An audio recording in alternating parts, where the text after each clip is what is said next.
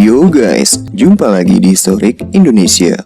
Pada episode kali ini kita bakalan membahas mengenai proses masuknya agama Hindu dan Buddha ke Indonesia.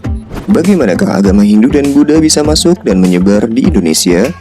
Untuk menjawab pertanyaan tersebut, kurang lebih ada 4 teori yang dapat menjelaskannya guys. Teori-teori tersebut adalah teori Brahmana, teori Ksatria, teori Waisya, dan teori arus balik. Sebenarnya ada satu teori lagi, yaitu teori Sudra yang dikemukakan oleh Van Weber. Namun teori ini terbilang lemah dan tidak sekuat 4 teori lainnya. Oke guys, langsung saja. Teori pertama, teori Waisya. Teori yang dikemukakan oleh N.J. Crom ini menyebutkan bahwa golongan Waisya atau pedaganglah yang berperan aktif menyebarkan agama Hindu dan Buddha di Indonesia. Hubungan dagang antara India dan Indonesia sudah berlangsung sejak abad 1 Masehi. Kepulauan Indonesia merupakan jalur laut perdagangan dari Tiongkok menuju Timur Tengah ataupun sebaliknya. Pada mulanya, para pedagang India berlayar untuk berdagang.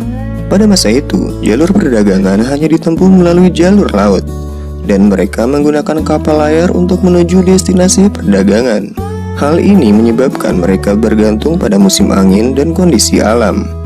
Bila musim angin tidak memungkinkan, maka mereka akan menetap lebih lama dan menunggu musim yang baik. Sembari menunggu angin laut yang membantu pelayaran menuju kampung halamannya di India, para pedagang India pun singgah beberapa bulan di Indonesia. Interaksi yang cukup lama antara pedagang India dan penduduk pribumi secara tidak langsung turut mempengaruhi sistem kepercayaan masyarakat kita yang masih memegang kepercayaan animisme dan dinamisme. Para pedagang tersebut memperkenalkan agama Hindu maupun Buddha ke masyarakat pribumi. Para pedagang tersebut juga banyak yang melakukan perkawinan dengan penduduk pribumi. Dan melalui perkawinan tersebut, mereka memperkenalkan kebudayaan India yang kental dengan agama Hindu. Meskipun teori ini cukup kuat, namun juga ada beberapa sanggahannya guys. Yang pertama adalah golongan Waisya ini tidak dapat menguasai bahasa Sanskerta dan huruf Pallawa, di mana bahasa dan huruf tersebut digunakan pada kitab Weda. Kitab Weda hanya mampu dibaca oleh golongan Brahmana. Sanggahan kedua mengenai pusat-pusat kebudayaan berupa kerajaan Hindu, khususnya yang ada di Pulau Jawa.